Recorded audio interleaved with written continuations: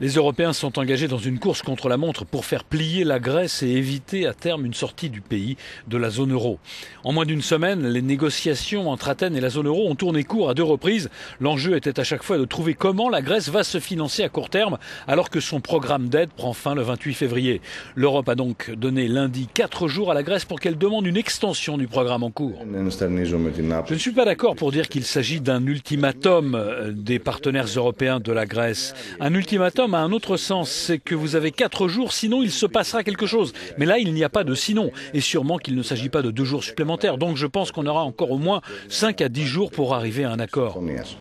Athènes l'a déjà dit, nous n'accepterons pas d'ultimatum, mais sans soutien de ses créanciers, Athènes risque de se retrouver à court d'argent et ne pourra plus bénéficier des prêts d'urgence de la BCE pour ses banques. La seule solution pour le gouvernement de Tsipras, c'est de demander une extension du programme d'aide.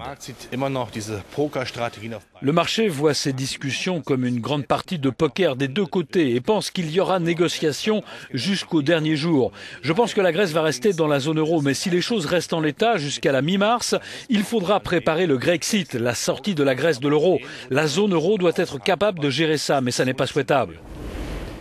Les marchés financiers sont évidemment secoués par cette éventualité du Grexit et sont mardi en mode morose et attentiste. La bourse d'Athènes affichait, elle, un recul prononcé au cours de la séance.